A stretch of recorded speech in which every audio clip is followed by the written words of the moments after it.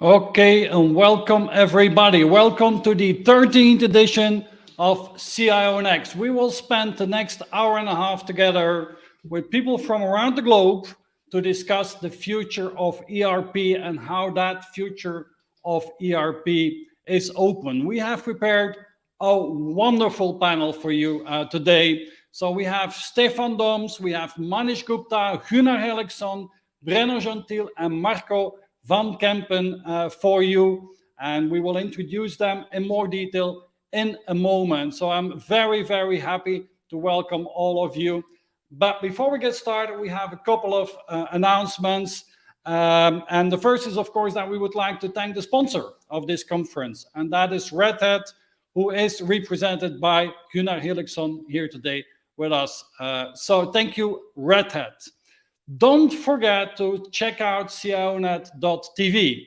So our TV channel, which is on YouTube, it's open for everybody. On there you find tens and tens of different leadership deep dive interviews with top digital leaders from around the globe, from FedEx, from AstraZeneca, from BAT, from Stefanini, from the European Central Bank, and so on and so on. So many top digital leaders have shared their inner thoughts, their strategies with us. And so check out especially the two interviews that we have already published from two of the panelists today. So we've done Gunnar Hellekson's leadership deep dive interview, which runs for more than an hour. You can check it out now. The same with Breno Gentil from HEINEKEN. His video is already live, and we will bringing more people from this panel later in the coming months as well. Also on CIONET TV, you'll find, for instance, the leadership deep dive with the CEO of Red Hat, Paul Cormier, and with Margaret Dawson, colleague from Gunnar as well.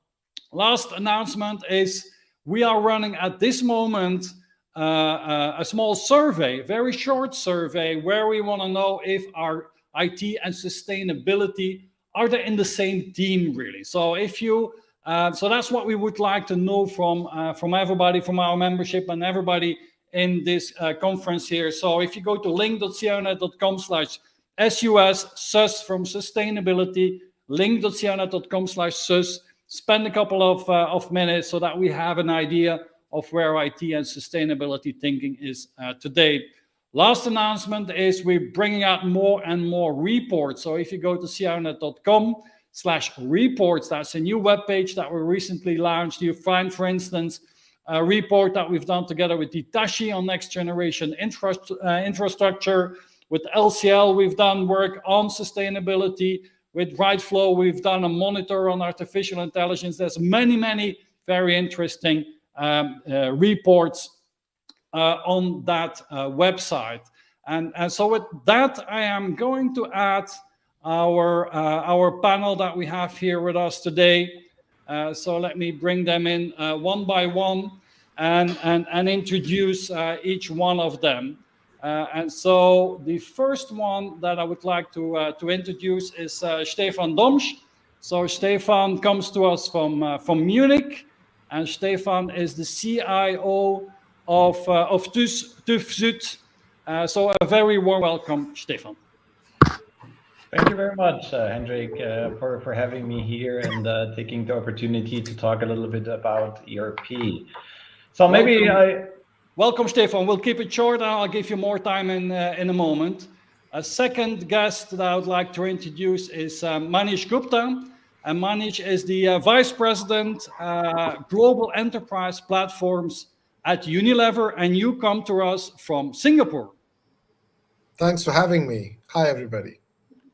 Welcome, Manish. And then from Austin, Texas, so we're going around the globe today, we have the VP of Red Hat, Gunnar Hellekson. A very warm welcome, Gunnar. Thank you very much. It's great to be here. And from London in the United Kingdom, a very warm welcome to Breno Gentil, who is the Regional CIO Europe at HEINEKEN. Very warm welcome, Breno. Thank you, Hendrik. Cheers, everyone. And then last but not least, Marco van Kempen, today in Amsterdam in the Netherlands. And Marco is Director of the IT Center of Excellence at AkzoNobel. Very warm welcome, Marco. Thank you, Hendrik, and good morning, good afternoon to you all. So look at this. What a wonderful international global panel that we have. And we are going to discuss the future of ERP. And so Red Hat, they've recently done some research in Germany, Austria, and Switzerland, quite important SAP countries, I would say.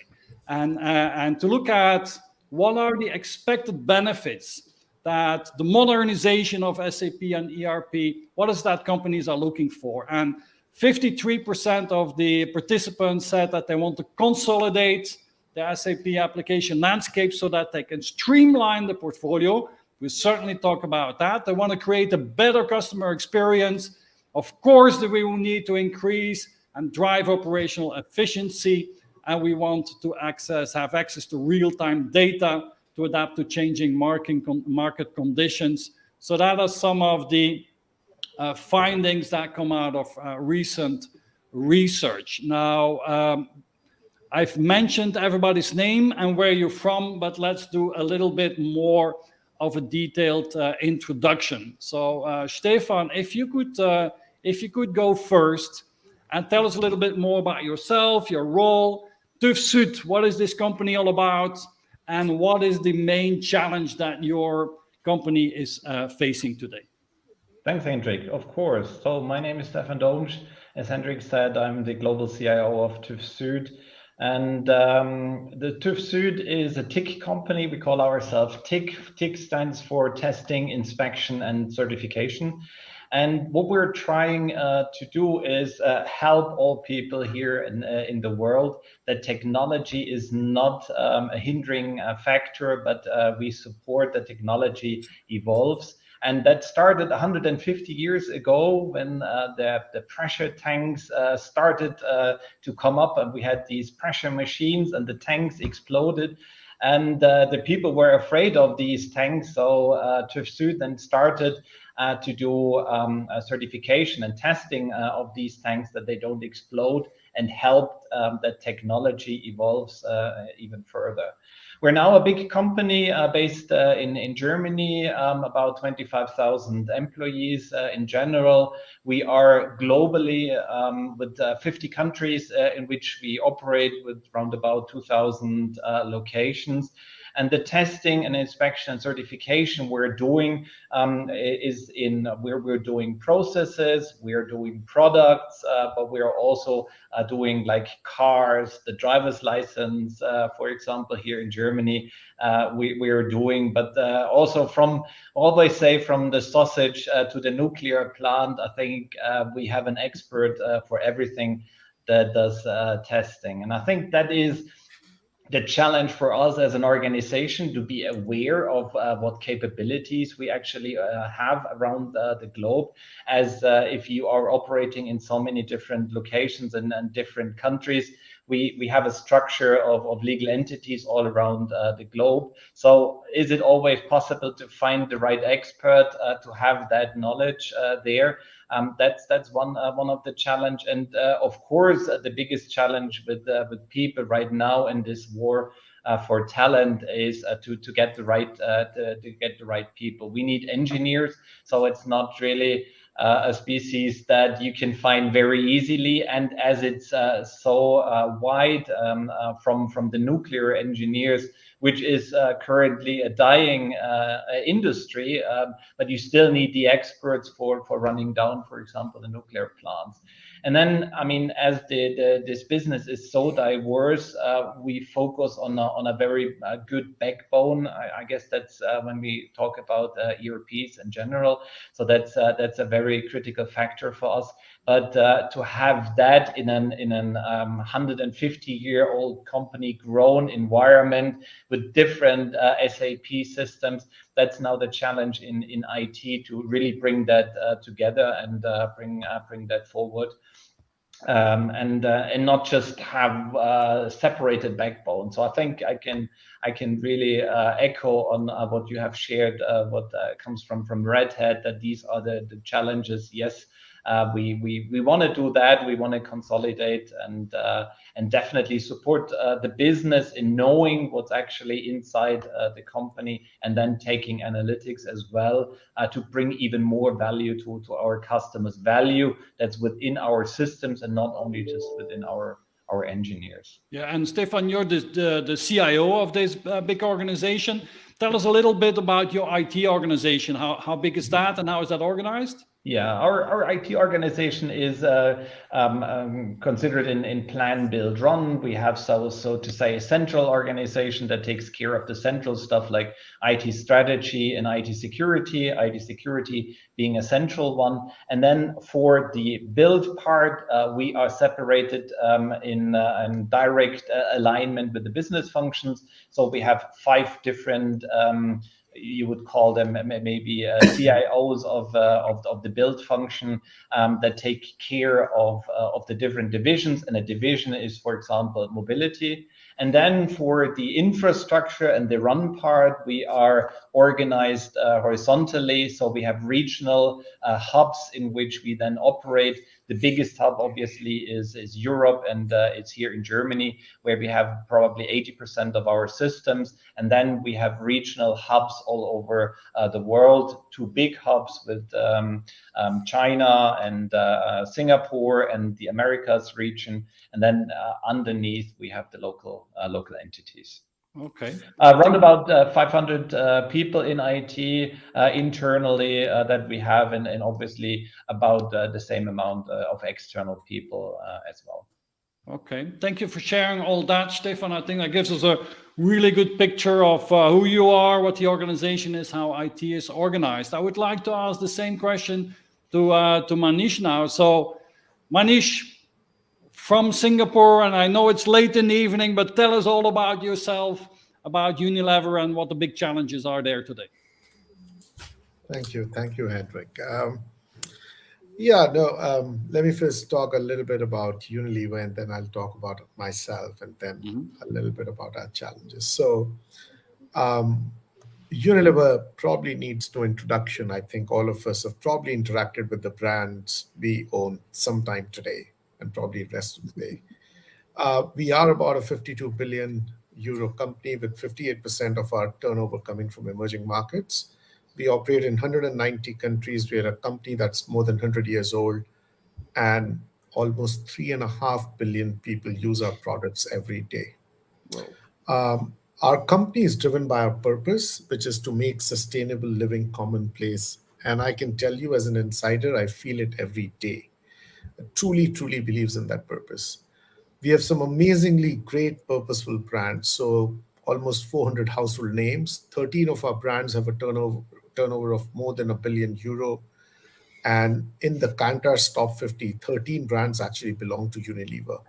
Some of our famous brands that I'm sure you recognize are Dove, Knorr, Magnum, Hellmann's, Ben & Jerry, Domestos, Comfort, Surf, and so on and so forth. And we are going through an interesting phase. We are, we are driving what is called as Power of One and Focus of Five, where we are really becoming category focused and market led. The 5 categories in which we are beginning to operate. I mean, we've always operated in that, but we've now called them out as business groups.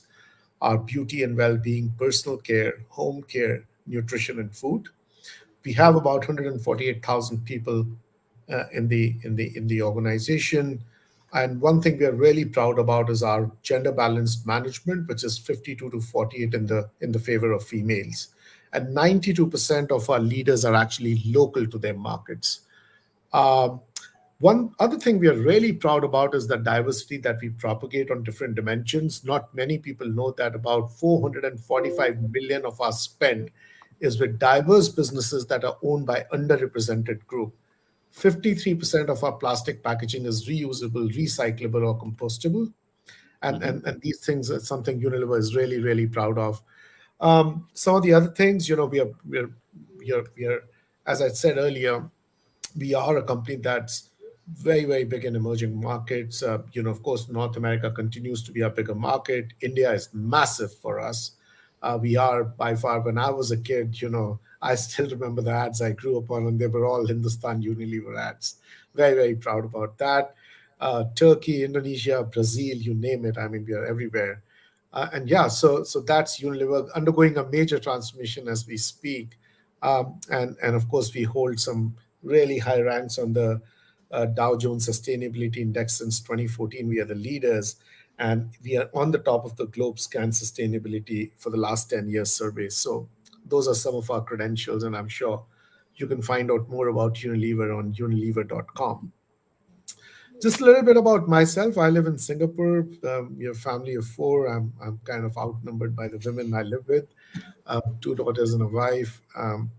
I've been with Unilever since September 2021. Prior to that, I was with Diageo, where I was the global CTO.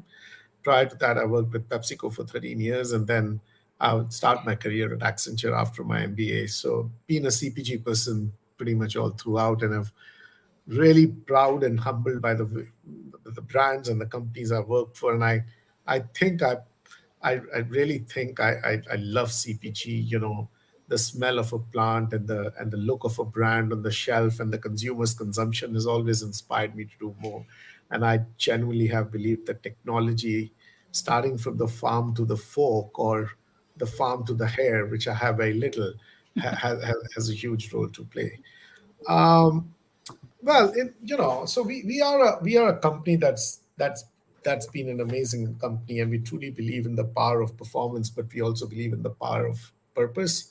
And we assign 2 dimensions to our brands. We call it value and values, and that really guides us. The challenges that Unilever faces, I mean, our priorities, I'd like to speak a little bit about our priorities. So we are a portfolio of leading category and brand positions, but we are developing a portfolio in high growth areas. And, over the last few years, we've made a number of acquisitions, one as late as last week, and we're expanding big time in health, beauty, and hygiene. We are focused big time on emerging markets. Our major markets are North America, India, and China, which is our top 3 markets where we continue to invest and grow heavily. And of course, sustainability is at the top of our priorities. In terms of the challenges, the usual ones, like number 1 is inflation. I mean, we all know for 2.5 years, COVID had us. And the moment COVID got down, we had this war thrust upon us, which we absolutely condemn. And I think, all the disturbance to the commodity prices and the supply chain has truly impacted us. And because we operate in emerging markets, I think, any consumer, and I think we all can relate with that, the share of our wallet is going away. A lot more money needs to come out of our wallet to consume the same things. And we are therefore very responsible and very responsive in our pricing actions.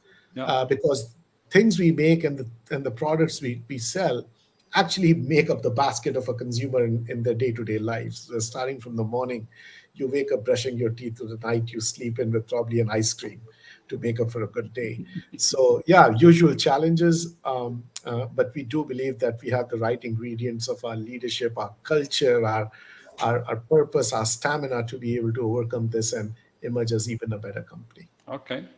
Thank you so much, Manish. And it's great to hear that. I mean, a big company and a very important producing and CPG company is sustainability is such an important factor, because you guys can play a major role in this, of course. So thank you for that introduction. Gunnar, if I could ask you to unmute and introduce yourself and Red Hat, and what are your challenges today?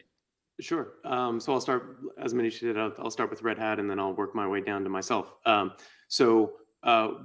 Very simply, Red Hat is an enterprise software company that develops products in an open source way. So our mission statement kind of summarizes the work really nicely. It's to be a catalyst in communities of customers, contributors, and partners creating better technology the open source way. So concretely, what that means is that we take from all the innovation that's happening in the open source communities around the world, and we assemble them in useful ways so that companies can employ them. And so the kind of 3 biggest platforms that we put together are Red Hat Enterprise Linux, which many of you probably are already familiar with, the Openshift application development platform, and then the Ansible automation platform, and then several other kind of constituent products around that. I started my adventure with Red Hat 17 years ago when we were very small. We were 1,200 people. And since I started that 17 years ago, we're now about 20,000 people. We had been acquired by IBM recently. One of the most exciting things for me about Red Hat is the fact that it is a different company every year. We're growing so quickly, and the challenges are constantly changing. And so every 17 years, I feel like I've worked for 17 different companies each time. It's been very exciting. So I started my adventure in the public sector group in North America, so working with our federal, state, and local governments, and ended my tenure in that group as the CTO of the government group at Red Hat. And then one day I got a phone call and said, listen, if you think you're so smart, telling us what we should do with our products, why don't you come over here and run our product yourself? And so they brought me over to be the product manager for Red Hat Enterprise Linux. And today I'm the vice president and general manager of the Red Hat Enterprise Linux business. So from that seat, it's a nice position to be in, to be able to see everything that's going on in the market, because most of the IT work ultimately lands on an operating system. And so I have a good view of kind of everything that's going on. And for our own product, I would say that probably our biggest challenge right now is managing the pace of innovation. We have to capture innovation from tens of thousands of open source projects and bringing them together into one place. And that means making sure that we are on top of all of the changes in the hardware world. The hardware world used to be very homogenous and very predictable, and it is now getting very, very interesting. The competition between on-premise hardware providers and cloud providers is really forcing a lot of differentiation. And of course, the operating system has to capture that and make it useful. You see the sheer variety of software architectures out in the world, all the way from mainframes to these kind of heavily distributed containerized applications and things like this, ERPs. Being able to capture all of that and support it in a consistent way is hard. And then finally, all the different consumption models that customers like Unilever and HEINEKEN and the rest of the panelists have available to them, make it, as a software provider, being able to, again, capture all of those different buying vehicles and all those different routes. So the combination of this hardware, the software, and the ways that you buy it it has made it more interesting than it ever has been to be an enterprise software company. Okay, yeah, it must be a very, very interesting place where you are to see how technology evolves and how you're supporting all these bigger and smaller companies around the world. So thank you so much, Gunnar, for that introduction. Breno, if you could enlighten us and tell us a little bit more about yourself, about Heineken, and what are the major business challenges there today? Sure, happy to, Hendrik. So I think I hope everyone also know, I don't need to introduce much about Heineken, but I will anyways. It's a company of many generations, and probably wherever you are, you can experience one of our brands, Heineken, Amstel, Birra Moretti, Affligen, Desperados. So there's an option, there's a brand for every place in the world that you are. And that's what we like to say at Heineken. We are brewers and brand builders, and we offer the beverages for consumers all around the world. The challenge of Heineken is to have been a company of growth, and the challenge is to continue sustainably keep that growth story. But now in a world that is changing super fast, and like my colleagues in other CPG years, we can see the world bringing challenges like geopolitical challenges, technology disruption, socio-economic challenges, climate challenges, and then we can see things affecting us like disruption in supply chain, in footprint, in route to consumer. So I think we live in this fast-moving world, and as a fast-moving consumer goods, we should do all of this to face those challenges and continue to grow in a sustainable way. In terms of a bit about the digital journey of Heineken, so our digital transformation is one of the key pillars of the whole company strategy, and it talks about digitizing all of our route to consumer, how do our product, and like some of the other CPG colleagues here, we can say from the seeds of barley to the glass, we have a route to the consumer. So that's one of the pillars of the digital strategy, driving insights and foresights through advanced analytics. There's a huge potential where you can make decision making through advanced analytics. We have a long list of opportunities to streamline and simplify and automate our processes from the back office to the front office.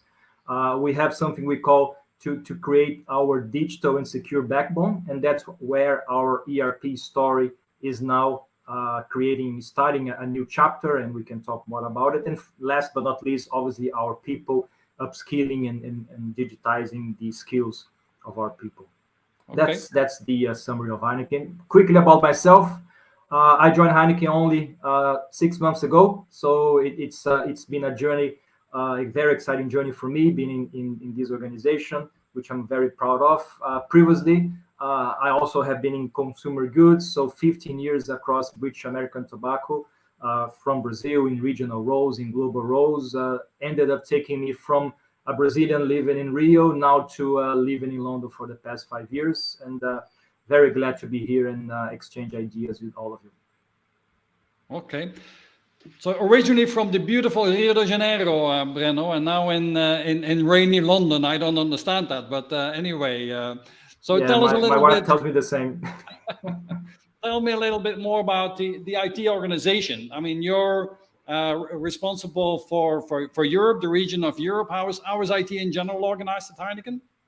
So we have 4 regions, and each of the region, my role is to take care of Europe. In Europe, we have broadly about 500 people in IT, and majority of them, vast majority, are in our operating companies, and we have big ones for us in terms of operation, like the UK, France, Spain, Poland, and a few others. But we also have a global team which delivers and offers and provides global solutions, global platforms, global technology service, global support. And it's a matrix organization. So I represent the Europe business. I accountable for all IT in Europe, but I also part of the leadership team of IT globally, and part of the journey is to become more standardized at a global level and and shift from what today is a very fragmented and primarily local footprint of IT solutions in Europe to a much more streamlined and globally aligned set of solutions, which includes ERP. Okay, so lots of challenges, both business-wise, IT-wise. Thank you so much, Breno, for that introduction. Marco, you're up next. AkzoNobel, tell us all about your paint and coating business, and who are you, and how is IT organized in AkzoNobel? Well, I think you can better introduce it almost than I can. So thanks for that, Hendrik. Yeah, I'm Marco van Kempen. I'm based in Amsterdam, working for a company, AkzoNobel. I work for this company already for some 25 years, so predominantly in IT, but also in finance, managed shared service centers, and also related to MDM, but also in finance. So yeah, quite a long serving this company, actually my 11th position. So I really like the culture in AkzoNobel, the ambitions and the challenges we have in AkzoNobel, and I come to that in a minute as well. But I'm the director of IT. I'm heading the Center of Expertise, which is a team of approximately 120 people, solution architects, project consultants, and we are day-to-day responsible for the whole road mapping, application lifecycle management, if you will, solution architecture, design and build of all the IT solutions globally within AkzoNobel. And we do that together with other parts of AkzoNobel, but also with several of our strategic partners. Yeah, I personally live close to Arnhem. I'm married and I have 3 kids. Who actually last week all graduated at the same day, so I was a very proud father. So I look forward to what the next steps will be for my kids. AkzoNobel. yes, hopefully most of you know, but it's a 10 billion revenue company. It's headquartered in the Netherlands, in Amsterdam. Long history, over 200 years. Actually, I think it was in 1792 when it was founded. So a very old company, and is a home for 33,000 employees right now. So we believe we are the most global and one of the leading top 3 paints and coatings company, and we consider ourselves as an industry leader with all the innovation and sustainability ambitions we have. We actually are ranked, but also see ourselves as the most sustainable paints company. And yeah, we are experts in making paints and coatings, and I think we all, you here in the call listening in, are typically, what we say, always only a few meters away from any of our products. Think about paints and coatings to color and protect your homes, like walls and window frames, but also buildings, constructions, yachts, ships, cars, cans, phones, PCs, airplanes, all need color and protection, but also windmills. We are strong in car repair, coloring of furniture, etc. So we are active in over 150 countries globally.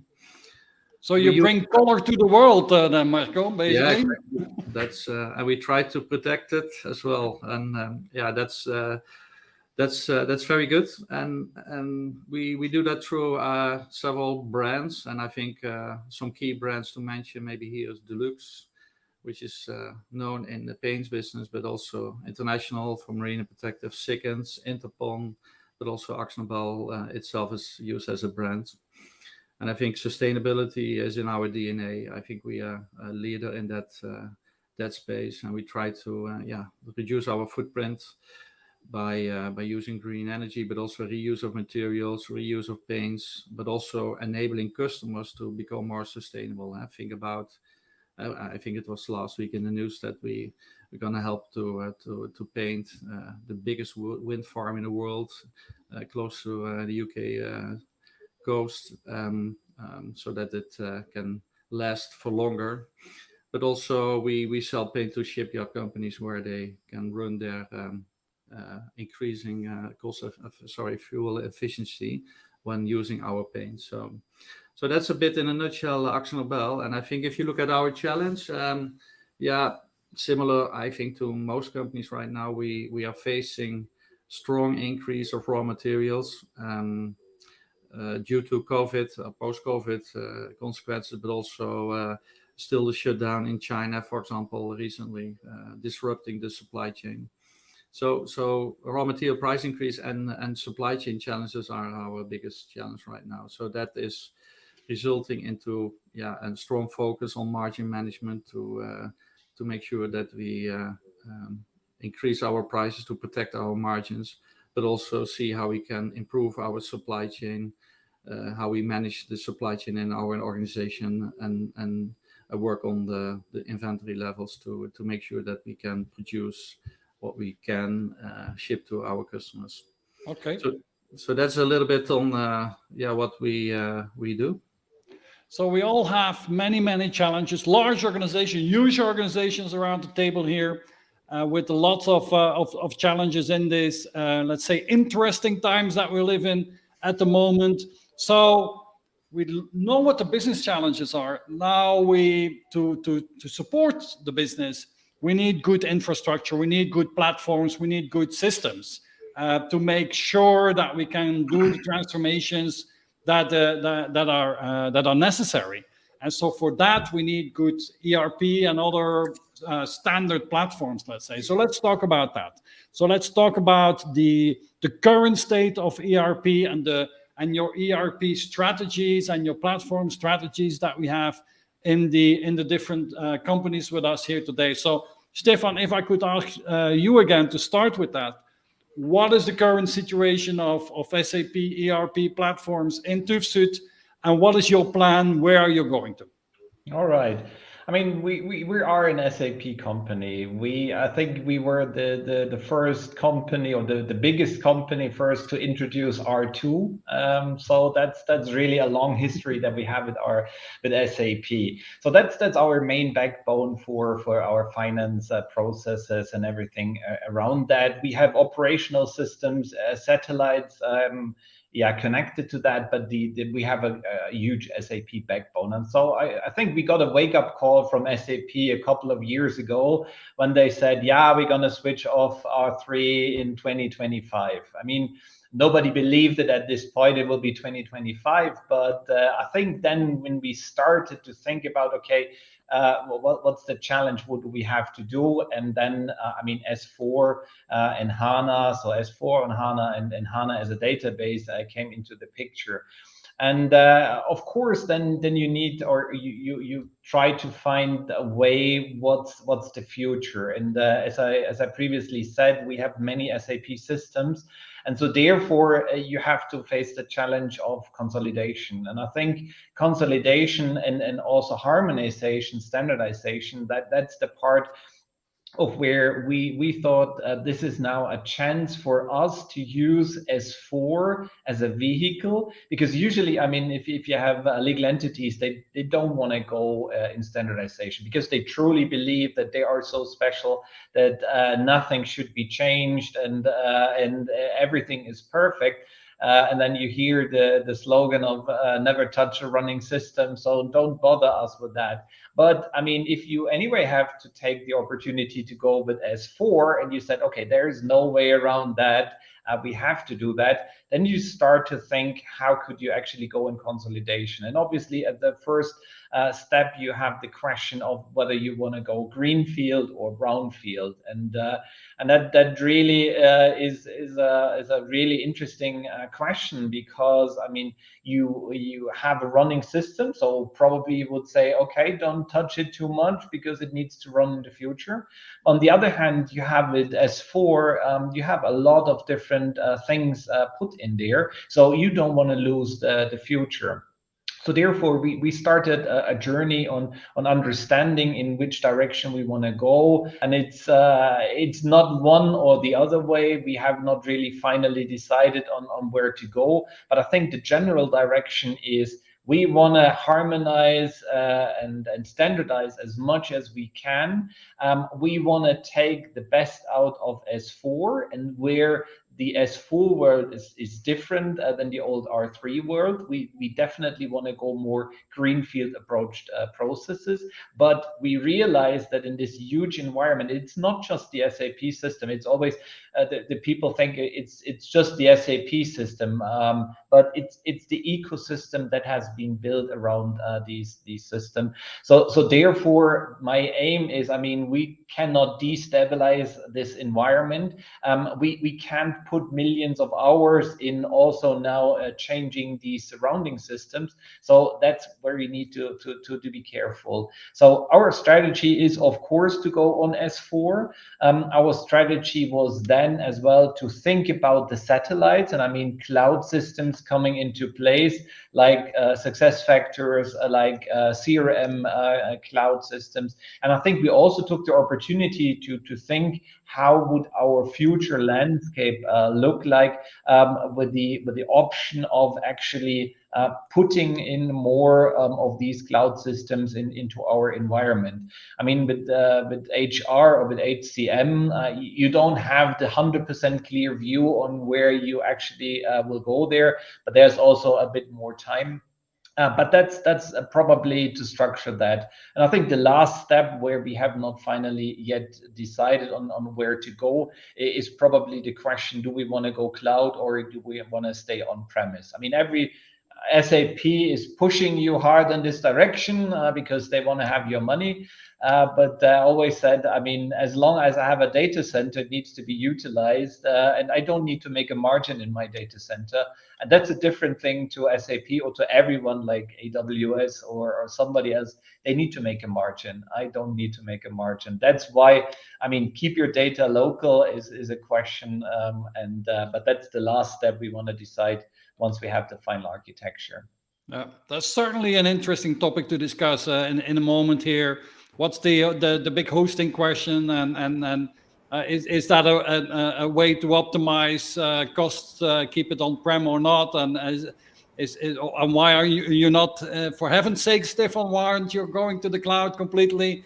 Well, we did that, and I mean, you can talk about the Microsoft licenses, for example. I mean, you start with with licenses, and then you go into a subscription model. And once you're in a subscription model, I mean, your chance to negotiations in the next reoccurring enterprise agreement is very, very, very little, and that's the same here. I mean, first you get really good discounts, you get good discounts, good prices, everything looks nice, and then you're in the data center, you are bound to that, and then comes the next agreement, and then prices go up, things have changed, and so on and so forth. We can't do, but if you want to do more, then we can give you a good discount, and that is a challenge I see, especially in the licensing area. So that's why I'm not full throttle on going into the cloud at the moment.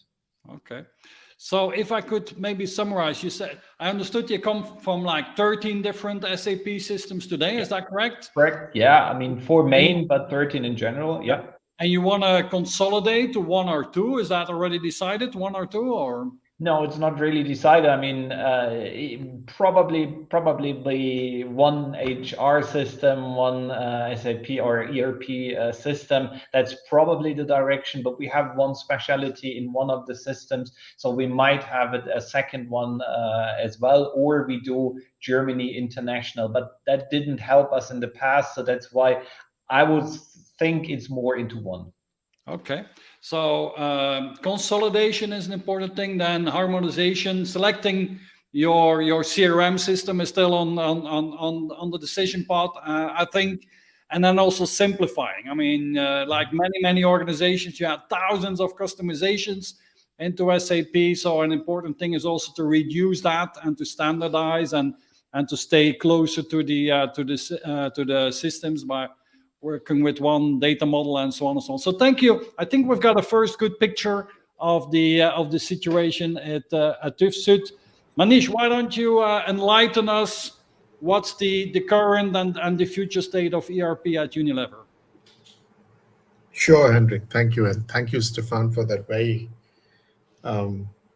insightful and not too dissimilar insight. So few things, let's just break this conversation in 2-3 parts in terms of the infrastructure today or the architecture today, and then where we are headed for tomorrow. I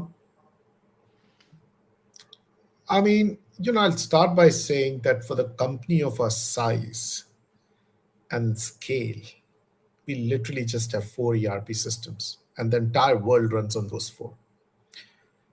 And I tell you, not a day goes when I don't thank my predecessors, operators, and leaders, existing and old, who've probably put me in an easy spot, I'd say. Mm-hmm. And I tell you, these 4 systems are different, but they are more similar than they're different.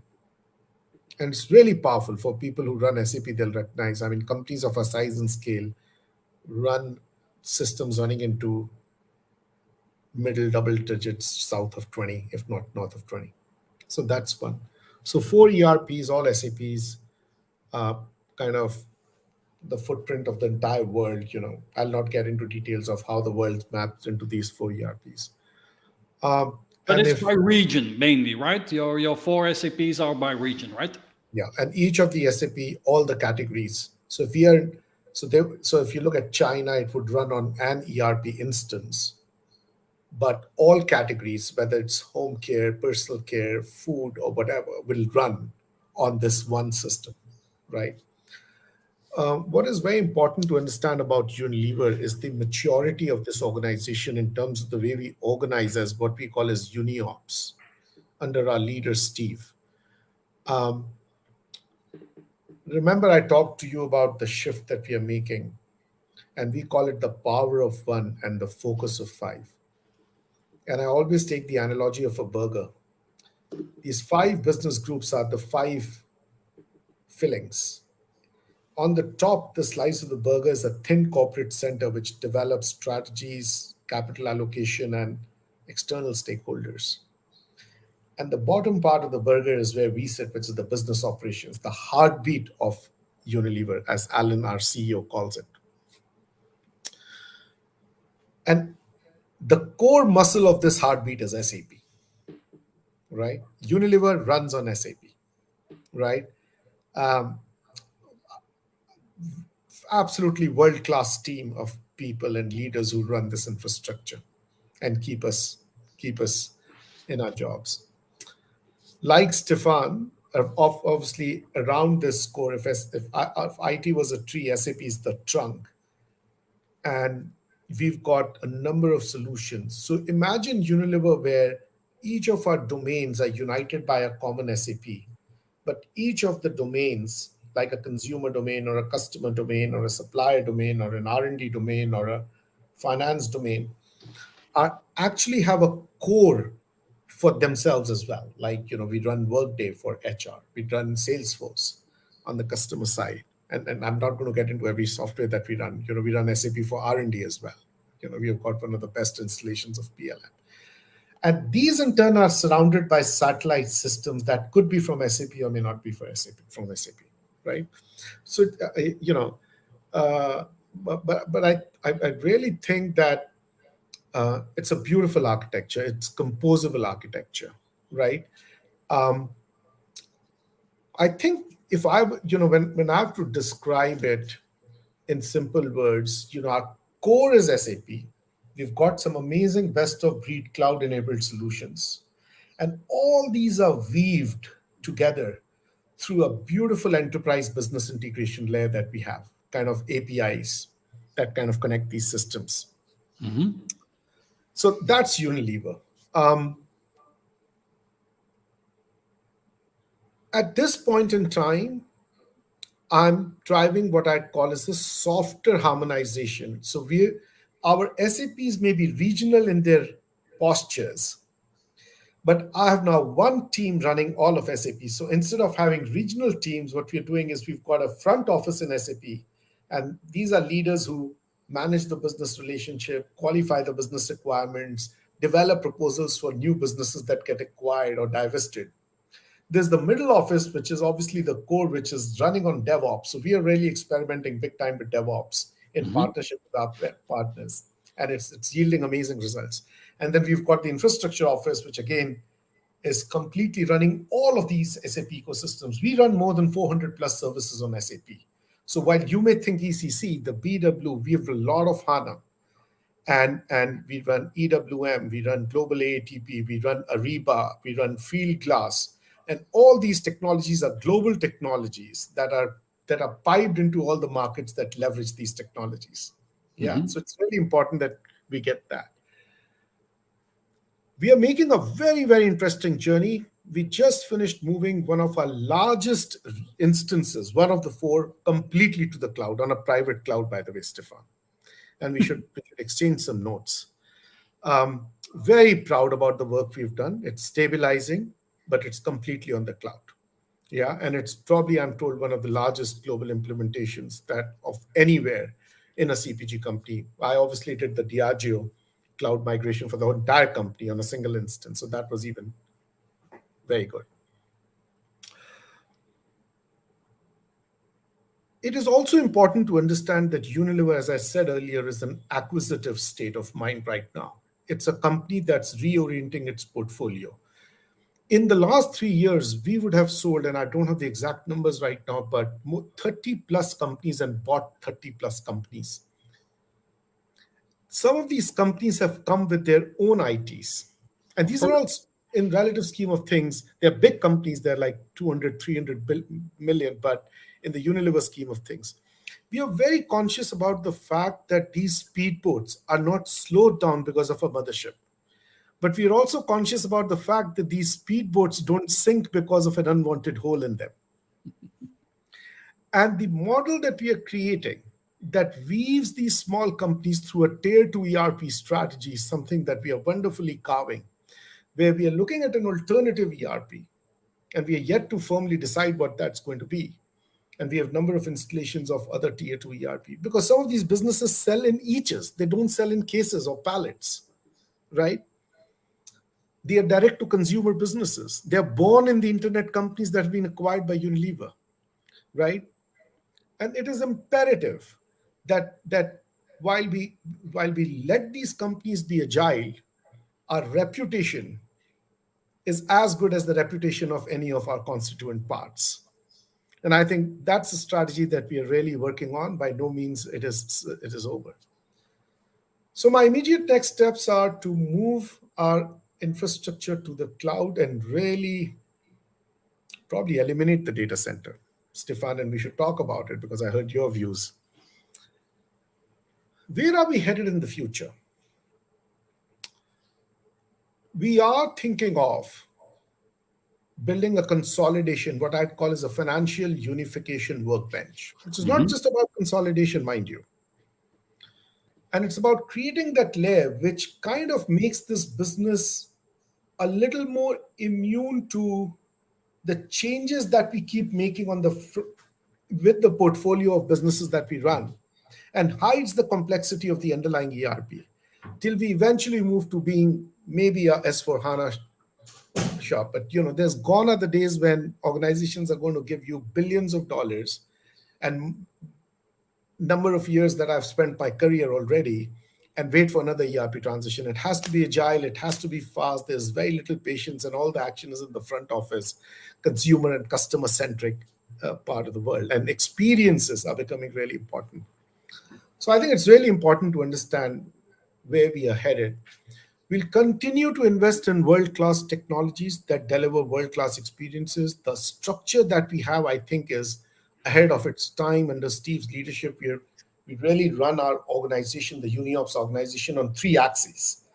And the axes are called platforms, experiences, and markets, or markets and categories.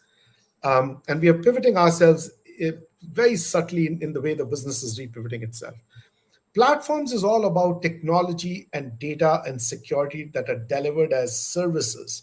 And we are working towards massive application consolidation and rationalization in our estate, right? Experiences is all about transforming the customer, the employee, the supplier, and stakeholder experiences. We are investing heavily on products and technologies that make it user. Our software has to be accessible by design. And we're very passionate about that. It has to be secure by design. It has to espouse privacy by design, right? So we really, gone are the days when somebody would drive in with a massive truck to steal information. All he needs is your IP address and a port that's open. And there you go. Trucks and truckloads of information can get out of the company. And we are very conscious of that. And as we deliver these platforms and experience, we got to land these in the markets where the real action is, this is where the breadwinners are. And these people have to find it frictionless to be using our technology. I'm very inspired by this model personally. I believe in this model, and I think we've got a wonderful pool of talent. And I think our strongest ingredient in all this is our culture. The humility, when I joined Unilever, I almost felt like I had a vacuum on my brain. Everybody wanted to suck all the knowledge that I brought in. And very open and amenable to the learnings that one is bringing in. Almost humble and modest to fault, where we tend to over-flagellate ourselves. But this is a very powerful strength of this company, because it really keeps us open to new ideas. It allows us to experiment. It allows us to fail. And the psychological safety that we create for our talent is just amazingly well. So I didn't want to miss out on that softer point. We tend to talk about harder stuff. So that's how I'd say, and happy to get deeper into other conversations. So you have the advantages and the disadvantages, but both of being a large organization. So Breno, let's go to Heineken. What is currently the state of ERP there? You stated earlier that Heineken, by an acquisition strategy, is maybe still today a fragmented organization. Is that reflected in ERP, and what's the future? Sure. But maybe I'll just say my past life before Heineken, I live a company with a single ERP, just one for the whole world. And I remember how tough it was. And curiously, while I was still there, we were discussing, was that the future? We, for example, looked, Manish, at Unilever and the different regional instances and business by business. And I think one of the reflections is, which I can see now shifting to Heineken, is that one of the key lessons that you have to be very careful not to make your ERP so big, particularly if you're putting a single one or a few ones, that you make your business not flexible enough. And what I like about Heineken strategy is it takes that into consideration. So where we are right now is we have about 45 ERPs across the globe. In some cases, these are one ERP with multiple countries, but we have a lot of individual countries that have their own ERP. And what is also very much present is that these are almost sometimes wall-to-wall ERP. They do a lot of business functions altogether. Sometimes very customized as well. On top of that, we have, even counting these 45 ERPs, but if we count those ERPs plus any other business application, we have about 3,000 business applications. And out of these 3,000, less than 10% are used by more than 20 different countries. Wow. So that, just to give a sense of the level of fragmentation is quite large, and the level of reuse it's also quite small.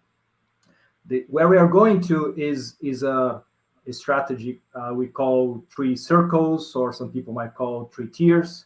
And basically, in the first circle or the first tier is the ERP. We don't like to call it ERP anymore. We're allowed to call it the digital core.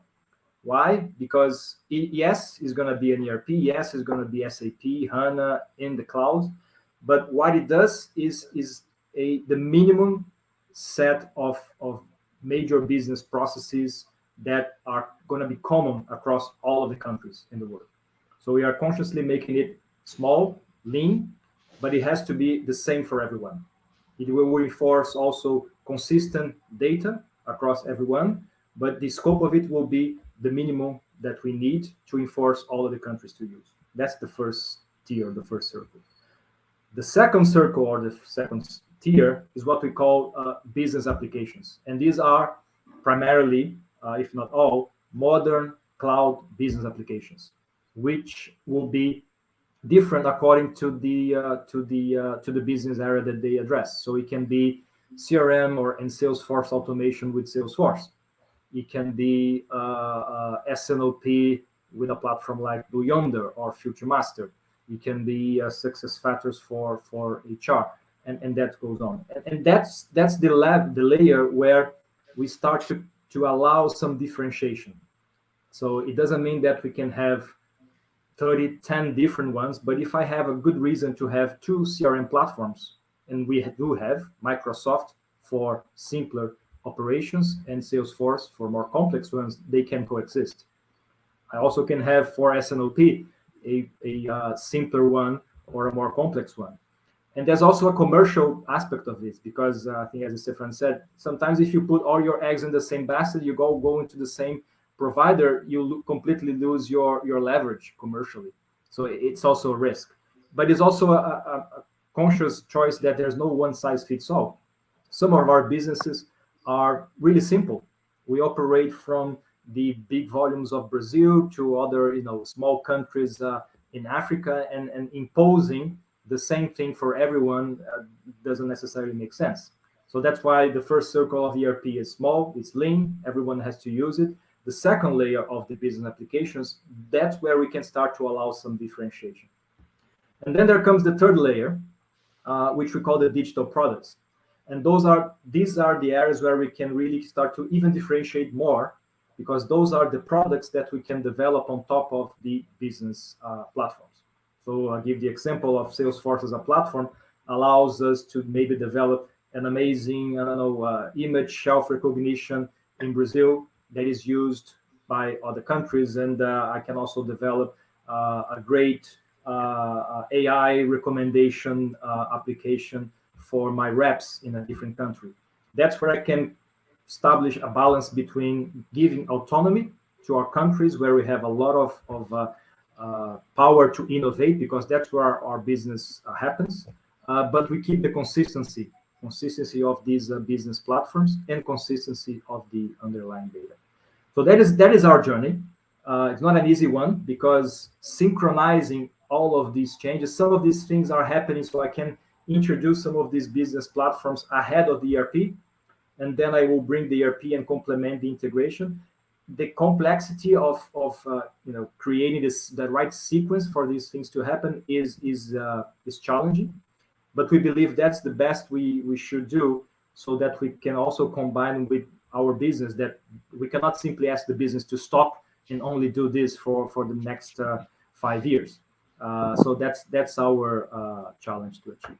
Okay, very, very clear, Breno. Thank you for sharing that. We've got a question from Sander van Knippenberg, and he says, "Well, we talked about Blue Yonder, Salesforce, BI, warehousing, and so on and so on. So there's a lot of with your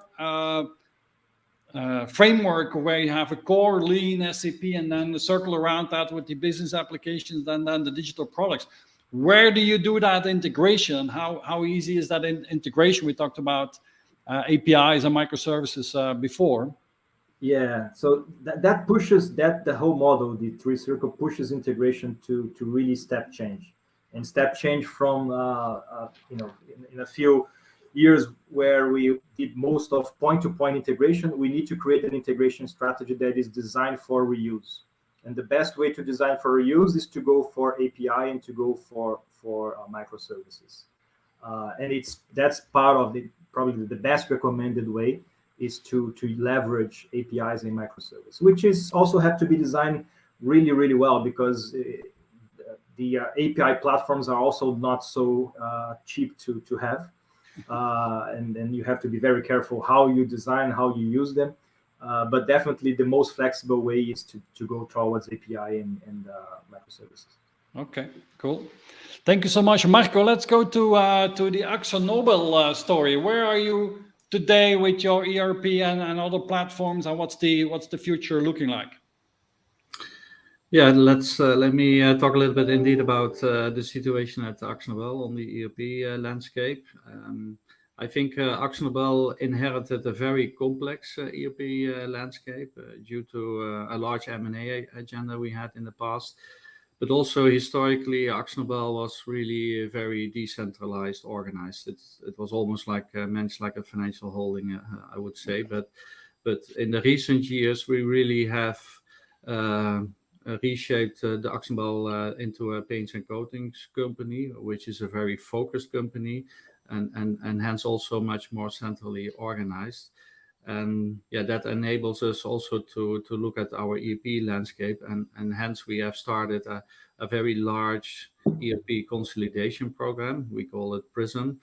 And yeah, that is reusing our complex landscape from 51 ERP systems we had back in 2015 to currently at 24 we have today. So that means that in the past years we have reduced about 40 ERP systems, if you also consider the M&As we have done meanwhile. But still 24, sounds like a big number, and it actually is also. I always jokingly say that we have moved from a company with many ERP systems to a company with many ERP systems.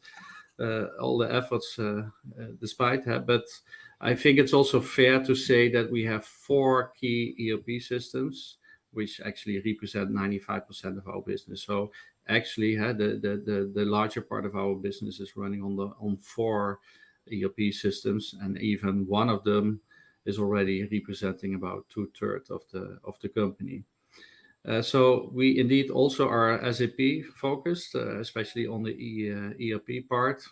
We moved a little bit from a monolithic to a more modular approach. So ERP is still our core, which is still SAP, but we have also built a more modular approach around it with APT, with a HR suite, with a sourcing suite, where we sometimes decide a different product than what SAP has. So that's how we take that approach when you look at our overall landscape. Yeah, SAP again is our key platform. It's running in a hosted environment. We have that with our service provider, a private cloud. And the biggest one is running on Suite on HANA right now, and the other 3 ones are still ECC systems. On top of that, we also, a couple of years ago, we decided to implement Central Finance, which is a greenfield S4 implementation on top of those 4 systems, where we are trying to bring all the financial needs and financial central systems, like treasury systems, but also like credit management, consolidation, all together in one central place, with also more real-time information, because the financial information came a lot in batches to the top. And now we have much more real-time insight of information, which can tell us every moment of the day where we stand in terms of profitability, revenue, etc. Yeah. The CFIN we have decided to run in the HEC environment. So there we have also decided to bring that to the cloud and serviced by SAP themselves. So we actually have kind of a cloud and less strategy. So we more and more try to bring stuff to the cloud. So which is a slightly different approach than what Stefan was alluding on. And we are actually on the crossroad. At the end of 2023, we will have finished our current phase of the ERP consolidation program. We will have then pretty much, if I leave out some exceptions, 4 systems left. And then we need to decide if we then are going to move to an S4 migration path, or that we continue to consolidate to what still our ambition is within the company, to move to one ERP system, which we think is manageable with a company of the size of AkzoNobel.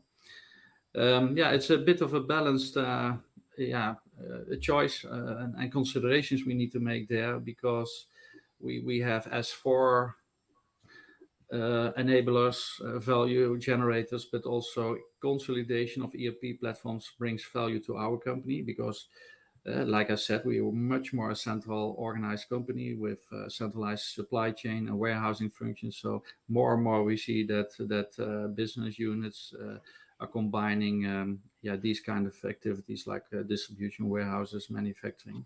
So they see more value, or also value in bringing further consolidation to the company, so that people can work from one platform to do their operations. Okay.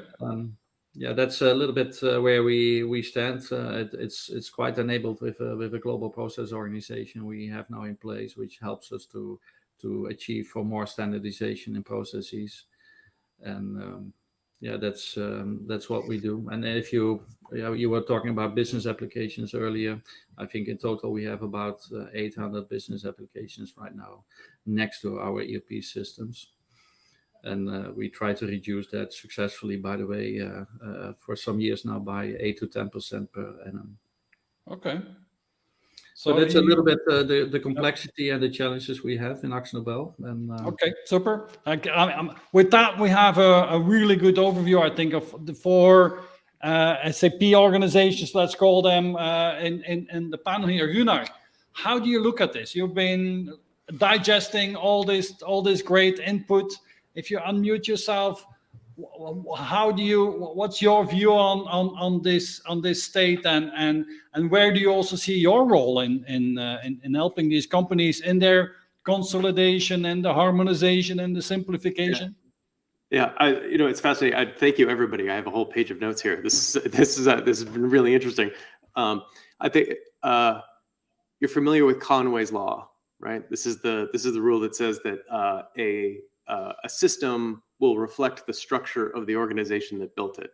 And I hear in each one of your answers that the way that you are approaching your ERP and the way that you've structured your one or many ERPs and how you fit them together, how they interact with the business applications, is really a reflection of the needs of all of the constituent businesses that you're trying to serve, right? Unilever, I'm not surprised to learn that there is a strong centralized kind of standardization effort, and then with kind of regional or market variations. Heineken with the large M&A, you have like many different ERPs that you're stitching together. So this makes sense. All of you are here having a strong desire for the efficiency that comes with standardization without sacrificing the need for innovation or regional variations in order to serve the needs of a particular business or a particular new acquisition. Breno, you said something very interesting, which was that you are, yes, trying to standardize to the extent that you can in order to save money or save time or preserve your talent, right? But also to allow for innovation in each of your countries or each of your regions. But then because you have a common platform, now these groups can share innovations with each other. So if Brazil comes up with a good idea, then we can go take that to a different country. And I think that is people, I think, often naively assume that the role of an ERP standardization effort is just about efficiency. And there is a second step after that, which is, yes, there's the efficiency, but there are dividends from that efficiency, which come in the form of innovation down at the regional level. And to the extent that you can actually share best practices across groups, and if everybody is working on a common platform, now those innovations are now reusable across regions, which I think is really interesting. I think what is interesting is that, of course, there is no one right answer on what everybody's ERP strategy is, but maybe the single most important choice to make is where you snap that standardization chalk line. Is your standardization on a very thin layer, or is it on a very thick layer? And the answer is going to be different for every company. But having that strong opinion about where the standardization is going to happen, and then how you're going to, whether it's through APIs or through DevOps or through these regional innovations, how you're going to enable them at the bottom. I'm hearing a lot of like very similar approaches, actually, even though the actual decisions that you make are very different for each of your businesses. The themes you all seem to have the same themes in common. Yeah, Marco, you wanted to add to that? I saw. Yeah, I think what you mentioned about the value, but on harmonization. But I think what we also see in AkzoNobel, at least, is the time to value of projects are also increasing when you have a more standardized and consolidated backbone. For example, we are implementing e-commerce platforms. Yeah, and you can imagine that the complexity of such implementation is also the integration to the backbone. And if the backbone is diverse or not harmonized, outdated, maybe even then the time to value, you need to spend more money, more time to deliver the value of what sounds at first sight a very easy e-commerce deployment program. And so that's what was first one of the triggers to continue consolidation for now.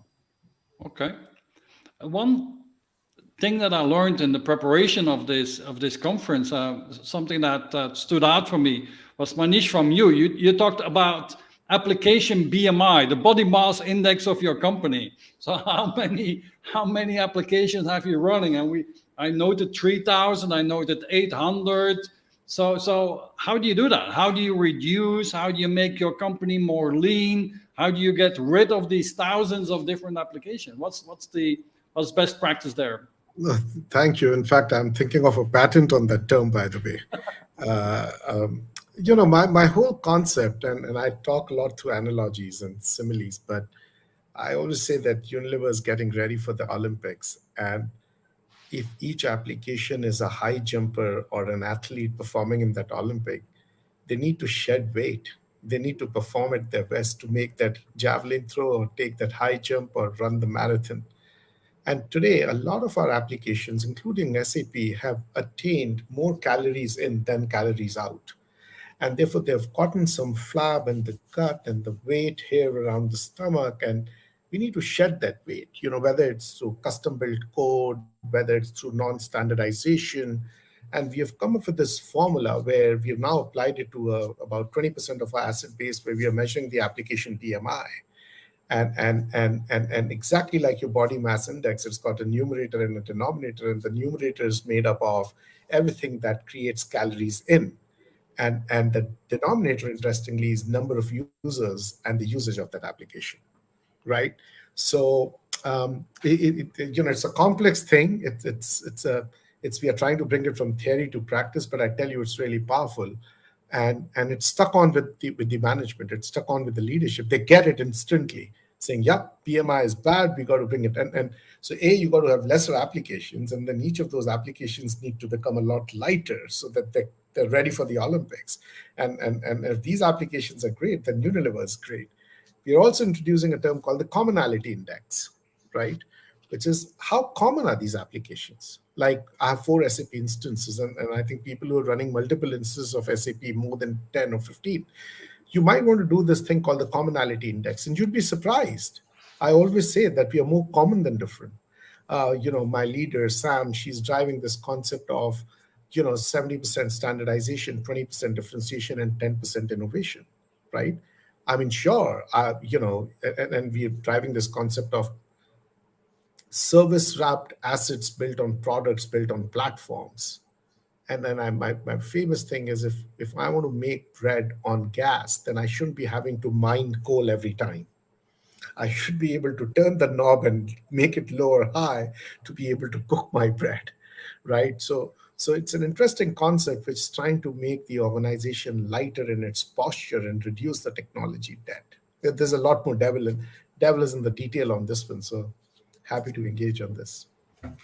Happy to maybe add to the Commonality Index, because that's an interesting one, because indeed in AkzoNobel we also previously had a strong focus on becoming more lean, as we call it, fit in the BMI index maybe, to reduce applications. So very strong reductions up to exco level engagement and commitment to do so. But we changed it a little bit, slightly changed it to a little bit more sophisticated approach, because sometimes you want to add more applications. So it can be microservice, it can be a small application for which creates enormous value for the company. So we kind of distinguished on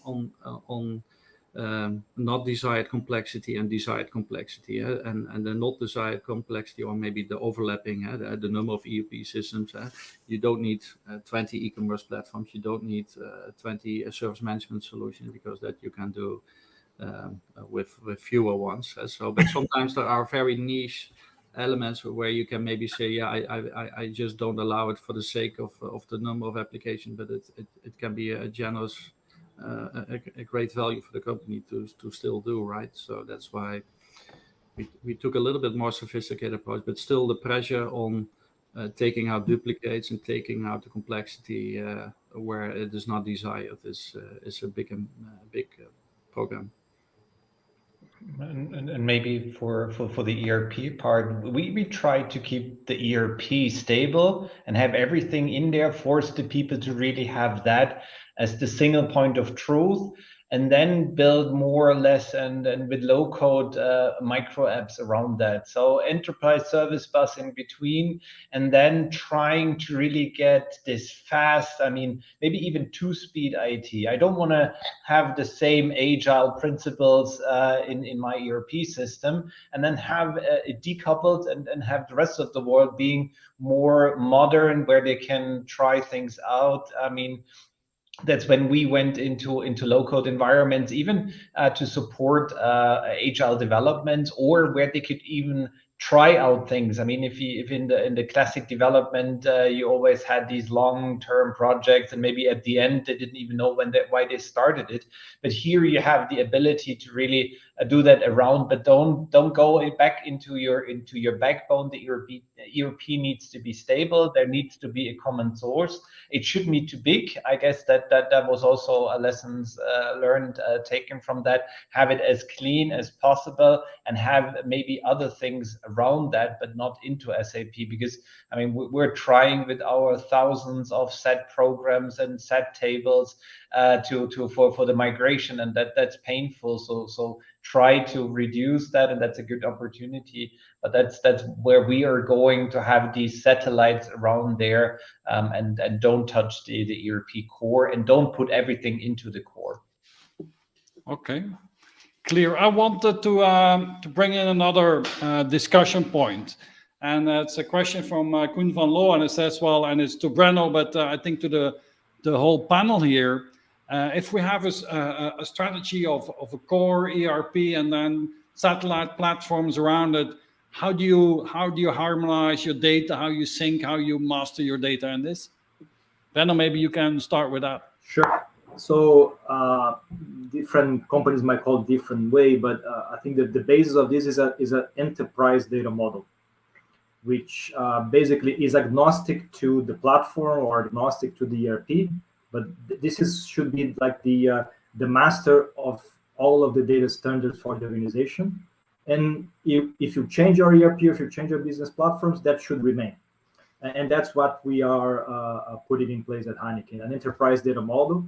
So because of a platform, because we have, if I'm not mistaken, more than 3,000 different data attributes across I don't know, more than 100 different data entities. So we mapped what we believe should be the enterprise data model scope.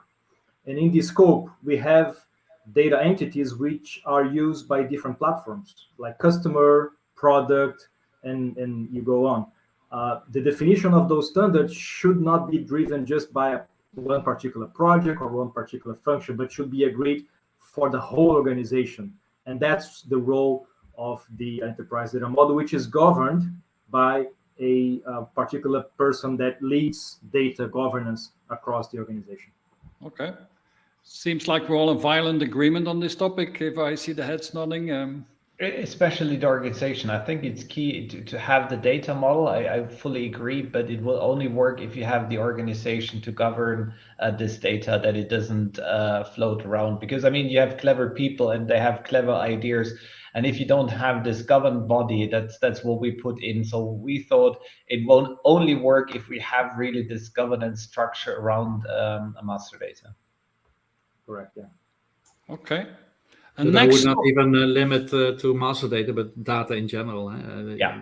Yeah, but that was the first step, because it's still, I mean, if you have it with the master data, then you can expand. I'm really happy to have that. If that's the first step, and then maybe evolve from there. Yeah, I agree. Manish, you wanted to add to that? No, absolutely, totally agree. I think Stefan's point around it's also about the associated services. If you look at the data value chain in a company, from the way it gets sourced, the way it gets stored, the way it gets extracted, transformed, loaded, semanticized, canonized, and then visualized, right? There's a lot of distance between, and when I mean distance, I'm using as a metamorphical term, between the consumer of the data and where the data was found, let's say. And I think, I'll tell you, cloud will expose that duplication more than anything else, because you'll have to pay for every single residency of the data, which kind of was coming to you free in a way in the on-prem, right? And the core 6 or 7 elements of master data: consumer, customer, product, location, employee. The vision should be that can you have only one source of master data? And it's possible technically today, right? If you can do it for 100 systems, you can do it for 2,000 systems. But I think each one of us, I'm sure, guilty of God knows how many instances of customer data files, and I'm a big fan of data cleansing and data quality. And many years ago, I came up with this thing called the CART principle, which is completeness, accuracy, relevance, and timeliness. The 4 reasons why data can be bad or good in your organization and what you do about it. And I'm sure machine learning and AI is making it so much more easier to discover those gaps and plague those gaps. But in a way, it's also not helping us, because we are not going and actually solving the real problem, which is quality at source.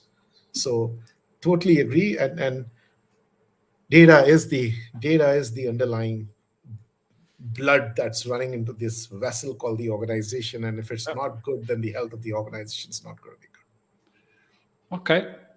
We have 6 minutes to go, and I wanted to maybe introduce the one of the last topics, and that's the hosting topic. And we already touched a little bit on it, but there's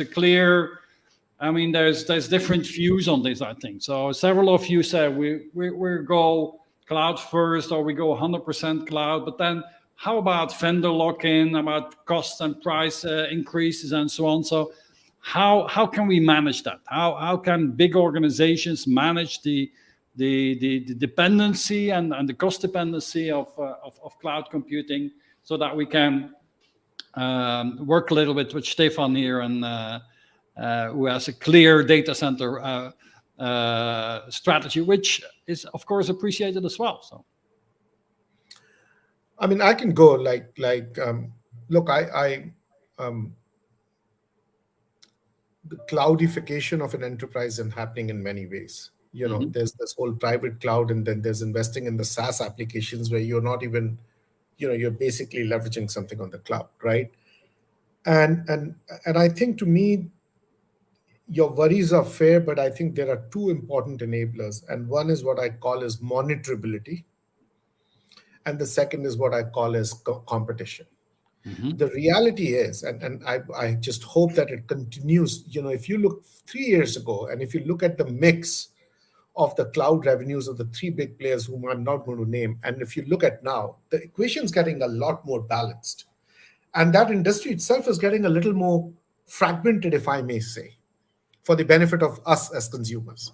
So I think the checks and balances of the cloud operator doing something completely out of the whack, those risks are always there, but those risks can be mitigated through the right sourcing strategy.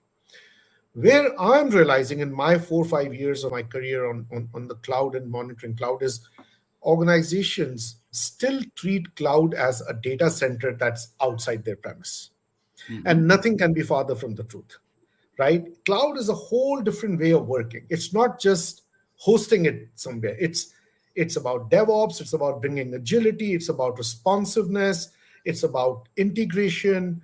And I think that's where monitorability, do you have a really good understanding of every single lever, fixed and variable, that causes your cost to go up and down in the cloud? Do you have a very good understanding of the trade-offs between those levers, right? Because they're not all linearly related or unlinearly related, right? And do you have that muscle in the organization, which probably I think all of us are brought up as all of who run homes and want to control our electricity bills. It's a bit like that. If I'm not sitting in the dining room, do I really need to keep the fan on there, right? And I think it's a cocktail of these two things, according to me, because I genuinely believe the benefits surpass the challenges in a big way. What you get out of security, what you get in terms of responsiveness, what you get in terms of HA and DR, and the other thing is, I don't know about you guys, but increasingly we are finding it very difficult to get people who can run data centers on our payroll. They're all getting sucked up by these cloud operators. So those would be my thoughts on this, and happy to hear others as well. Okay. I agree to Manish. I think it's almost inevitable, the journey to cloud. But on the other hand, I also believe a lot in keeping some level of competitiveness, which means multi-cloud, like it or not. And then I maybe using also a metaphor, how you put things on the cloud, you have to be very careful, because my metaphor using that song, the Hotel California, you have to be careful that you can check in at any time, but you can never leave. It can happen on cloud, depending on how you design it. If you use very, very specific cloud services, you have to be conscious that the cost of leaving that particular cloud provider can be very high, because it's good, it's scalable, it's elastic, so everything makes you come in, but not necessarily easy to come out. So when you design how you do your things, and for example, containers and other strategies, that can be one of the approaches, how you can create some let's say way of becoming a bit more generic and have some flexibility for moving between one cloud to the other. Because guess what, the cloud providers will always want to attract higher workloads between one and the other. So this would be my learnings.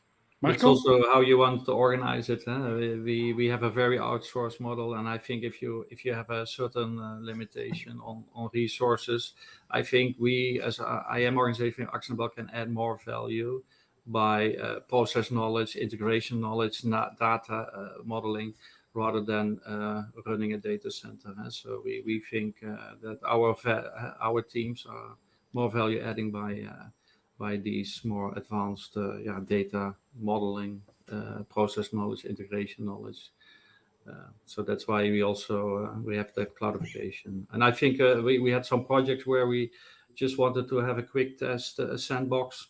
Yeah, it's hardly to be done, more difficult in a data center or in a private cloud, and on a public cloud, one of the three big ones. I will not name two.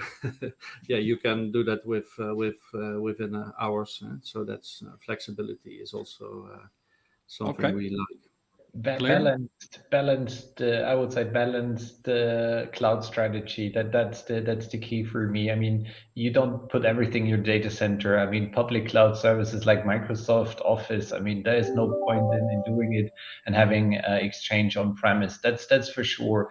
Then there are other cloud services you don't even get on prem, so you're anyway locked out, and you have to use it. I mean, Salesforce or others. I mean, that's there. There's no point. And then there are things where you go in a hybrid mode. That's why I think the data center will still resist and it will still be here. That's why I'm thinking with SAP in particular. Why not have it in here? But you need to have a smart idea of the benefits, and I'm definitely not talking about infrastructure, because I mean that's not the point of going into the cloud. It's about the services you get and the environment and ecosystem. That's why you should go into the cloud, and not for cost reasons, but for total cost of ownership, if I might say. Exactly. Stefan, Gunnar, we're coming to the end of this very, very interesting conference. Why don't you make a bit of a summary? I mean, the 1 minute summary, or let's ask the question in a different way. What did you learn in the last hour and a half that you could summarize for us? Yeah, I was furiously trying to summarize as I was hearing all of these opinions. Well, this conversation has been wonderful. It's been a real privilege to hear each of your points of view. I think we mentioned ecosystem several times, and I think one thing that struck me was that none of you are thinking about your ERP or your ERP opportunity or problem as simply what is the right collection of software that I need to stack on top of each other in order to solve my problem. It's you're thinking about this in terms of well outside of the ERP in question. You're thinking about how does that change my public cloud strategy? How does that change my staffing strategy? I heard we're talking about the investment that global process offices have to make in order to make a good use of this system you're putting together. And so really, I think taking an ecosystem approach, each of you are taking an ecosystem approach to this, which I think is fascinating. And then within that ecosystem approach, each of you are making different choices about where you are going to optimize your option value, right? Where do I want to make sure I have as many choices as possible? And where do I want to make sure that I have as few choices as possible in order to control my costs or my talent or my efficiency? And so anyway, again, it's been a total privilege to hear all these points of view. It's absolutely fascinating to hear each of you come to the same problem from very different perspectives and actually coming to kind of similar worldviews, even if you've made individually different choices. Okay, super. And with that, gentlemen, I would like to thank all of you. We could spend another 2 hours discussing so many different topics. So let's make sure. I'll make sure that all of you are connected and can continue the discussion. So thank you so much for your time. I wanted to thank Red Hat for sponsoring this conference and making this possible for all of us to get together. One thing we haven't talked about yet is that we have a CIONET cookbook, this one, and this is full of recipes for digital success. So it's also sponsored by Red Hat and Intel, and it has 27 top digital leaders in there that share their experience and how they built success. So if you go to cionet.com/cookbook, you can get your copy there. It's free for our members. Don't forget to check out the videos from Gunnar and Breno and several others very soon on CIONET TV. Don't forget link.cionet.com/sus to participate in our survey. And with that, we come to the end of today. So thank you to the audience for being with us today. Thank you, all of you, for sharing your time and your visions. We're going to say goodbye with a small couple of videos, but it was really, really a pleasure. Gentlemen, thank you so much, and see you all very soon. Bye for now. Thank you. Good night. Bye. Ciao, ciao. Why should you choose Red Hat for your SAP workloads? For over 20 years, Red Hat has been dedicated to not only helping you run your SAP workloads, but simplifying and harmonizing your SAP environment using open source technology. Here are 6 ways Red Hat can support your SAP environment throughout your SAP and SAP S/4HANA adoption. Infrastructure. Red Hat Enterprise Linux serves as the foundation for 90% of the companies listed on the Fortune 500.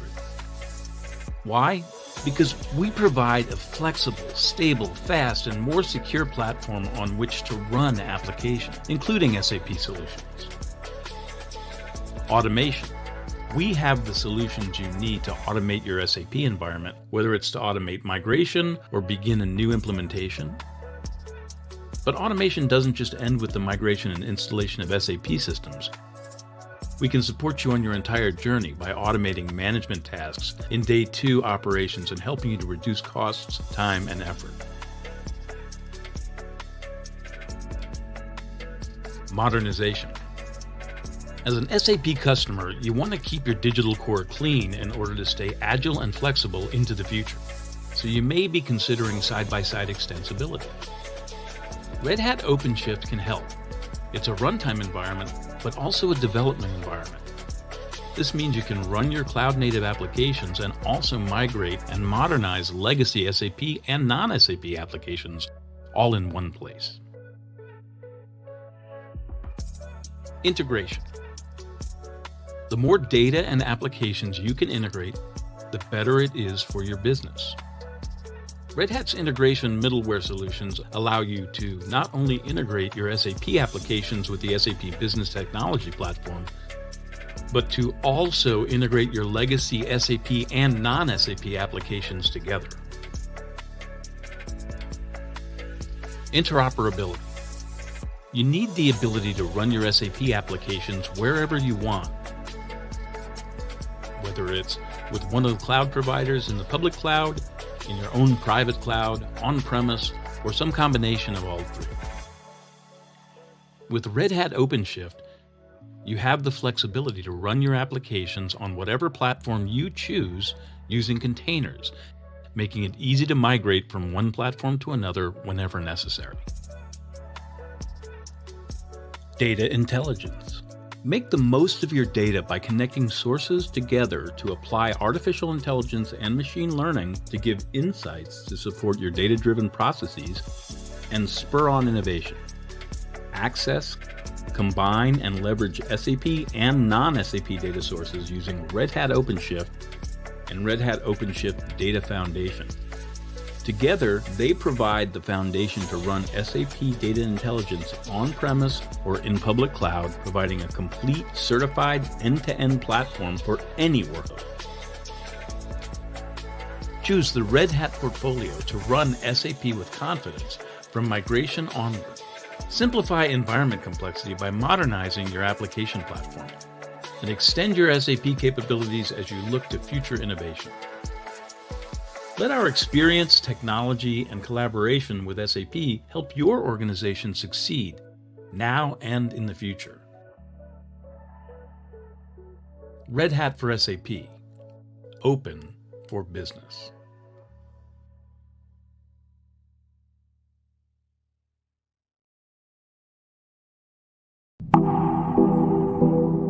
For the last 15 years, I've been on a quest to discover the DNA of the most successful digital leaders in the world. What makes them tick, what's in their minds and in their hearts. We are sharing deep insights from our world-class CIOs so that you get inspired, can learn and reach your full potential as a digital leader. If you are an ambitious technology executive, then I invite you to join CIONET. Join our community so that you too can realize your ambition.